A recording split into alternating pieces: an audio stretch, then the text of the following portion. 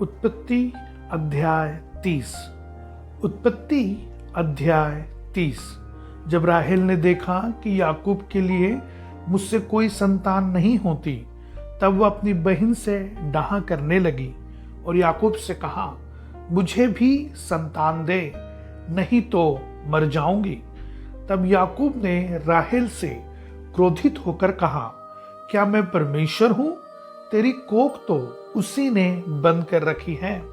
राहेल ने कहा, अच्छा, मेरी दासी बिलहा हाजिर है, उसी के पास जा, वह मेरे घुटनों पर जनेगी और उसके द्वारा मेरा भी घर बसेगा। तब उसने उसे अपनी दासी बिलहा को दिया कि वह उसकी पत्नी हो, और याकूब उसके पास गया और बिलहा गर्भवती हुई और याकूब से उसके एक पुत्र उत्पन्न हुआ। तब राहेल ने कहा, परमेश्वर ने मेरा न्याय चुकाया है और मेरी सुनकर मुझे एक पुत्र दिया। इसलिए उसने उसका नाम दान रखा। राहेल की दासी बिलहा फिर गर्भवती हुई और याकूब से एक पुत्र और उत्पन्न हुआ। तब राहेल ने कहा, मैंने अपनी बहन के साथ बड़े बल से लिपटकर मल्ल युद्ध किया और अब जीत गई, अतः उसने उसका नाम नप्ताली रखा। जब लिया ने देखा कि मैं जन्ने से रहित हो गई हूं, तब उसने अपनी दासी जिल्पा को याकूब की पत्नी होने के लिए दे दिया, और लिया की दासी जिल्पा के भी याकूब से एक पुत्र उत्पन्न हुआ। तब लिया ने कहा, अहो भाग्य, इसलिए उसने उसका नाम गाद रखा। फिर लिया की दासी जिल्पा के याकूब से एक और पुत्र उत्पन्न हुआ। तब लिया ने कहा, मैं धन्य हूं, निश्चय स्त्रियां मुझे धन्य कहेगी। इसलिए उसने उसका नाम आशेर रखा। गेहूं की कटनी के दिनों में रुबैन को मैदान में दूदा फल मिले, और वह उनको अपनी माता लिया के पास ले गया। तब राहेल ने लिया से कहा, अपने पुत्र के दूदा फलों में से कुछ मुझे दे। उसने उससे कहा, तूने जो मेरे पति को ले लिया है, क्या यह छोटी बात है? अब क्या तू मेरे पुत्र के दूदा फल भी लेना चाहती है? राहेल ने कहा, अच्छा, तेरे पुत्र के दूदा फलों के बदले वह आज रात को तेरे संग सोएगा। सांझ को जब याकूब मैदान से आ रहा था, तब लिया उससे भेंट करने को निकली और कहा, तुझे मेरे ही पास आना होगा, क्योंकि मैंने अपने पुत्र के दूदा फल देकर तुझे सचमुच मोल लिया। तब वह उस रात को उसी के संग सोया। तब परमेश्वर ने लिया की सुनी और वह गर्भवती हुई, और याकूब से उसके 5वां पुत्र उत्पन्न हुआ। तब लिया ने कहा, मैंने जो अपने पति को अपनी दासी दी, इसलिए परमेश्वर ने मुझे मेरी मजदूरी दी है। इसलिए उसने उसका नाम इस्साकार रखा। लिया फिर गर्भवती हुई और याकूब से उसके 6वां पुत्र उत्पन्न हुआ। तब लिया ने कहा, परमेश्वर ने मुझे अच्छा दान दिया है, अब की बार मेरा पति मेरे संग बना रहेगा, क्योंकि मेरे उससे 6 पुत्र उत्पन्न हो चुके हैं। इसलिए उसने उसका नाम जबूलून रखा। तत्पश्चात उसके एक बेटी भी हुई और उसने उसका नाम दीना रखा। परमेश्वर ने राहेल की भी सुधि ली और उसकी सुनकर उसकी कोख खोली, इसीलिए वह गर्भवती हुई और उसने एक पुत्र को जन्म दिया।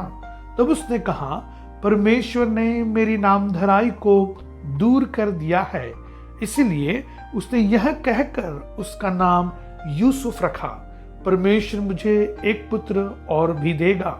जब राहेल से यूसुफ उत्पन्न हुआ, तब याकूब ने लाबान से कहा, मुझे विदा कर कि मैं अपने देश और स्थान को जाऊं। मेरी स्त्रियां और मेरे बच्चे, जिनके लिए मैंने तेरी सेवा की है, उन्हें मुझे दे कि मैं चला जाऊं। तू तो जानता है कि मैंने तेरी कैसी सेवा की है। लाबान ने उससे कहा, यदि तेरी दृष्टि में मैंने अनुग्रह पाया है, तो यही रह जा, क्योंकि मैंने अनुभव से जान लिया है कि यहोवा ने तेरे कारण से मुझे आशीष दी है।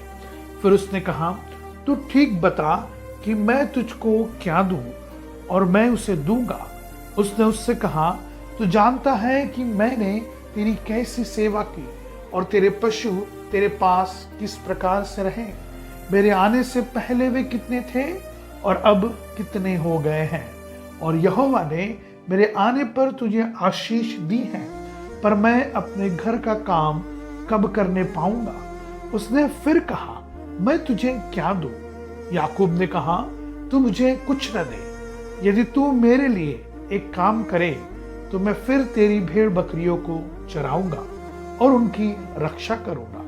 मैं आज तेरी सब भेड़ बकरियों के बीच होकर निकलूंगा, और जो भेड़ या बकरी चित्ती वाली और चितकबरी हो, और जो भेड़ काली हो, और जो बकरी चितकबरी और चित्ती वाली हो, उन्हें मैं अलग कर रखूंगा, और मेरी मजदूरी में वे ही ठहरेंगी।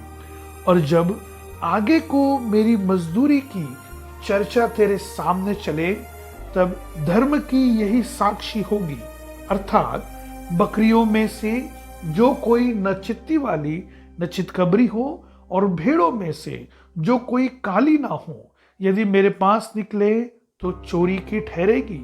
तब लाबान ने कहा, तेरे कहने के अनुसार हो। अतः उसने उसी दिन सब धारी वाले और चितकबरे बकरों और सब चित्ती वाली और चितकबरी बकरियों को, अर्थात जिनमें कुछ उजलापन था, उनको और सब काली भेड़ों को भी अलग करके अपने पुत्रों के हाथ सौंप दिया। और उसने अपने और याकूब के बीच में 3 दिन के मार्ग का अंतर ठहराया, और याकूब लाबान की भेड़ बकरियों को चराने लगा। तब याकूब ने चिनार और बादाम और अरमोन वृक्षों की हरी हरी छड़ियां लेकर उनके छिलके कहीं कहीं छिलके उन्हें धारीदार बना दिया, ऐसी कि उन छड़ियों की सफेदी दिखाई देने लगी।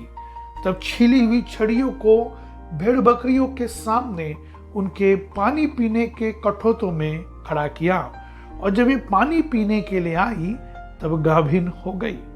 छड़ियों के सामने गाभिन होकर भेड़ बकरियां धारी वाले, चित्ती वाले और चितकबरे बच्चे जनी। तब याकूब ने भेड़ों के बच्चों को अलग अलग किया, और लाबान की भेड़ बकरियों के मुंह को चित्ती वाले और सब काले बच्चों की ओर कर दिया, और अपने झुंडों को उनसे अलग रखा, और लाबान की भेड़ बकरियों से मिलने न दिया। और जब जब बलवंत भेड़ बकरियां गाभिन होती थी, तब तब याकूब उन छड़ियों को कठोतों में उनके सामने रख देता था, जिससे वे छड़ियों को देखती हुई गाभिन हो जाएं। पर जब निर्बल भेड़ बकरियां गाभिन होती थी, तब वह उन्हें उनके आगे नहीं रखता था। इससे निर्बल निर्बल लाबान की रही, और बलवंत बलवंत याकूब की हो गई। इस प्रकार वह पुरुष अत्यंत धनाढ्य हो गया, और उसके बहुत सी भेड़ बकरियां और दास और दासियां और ऊंट और गधे हो गए।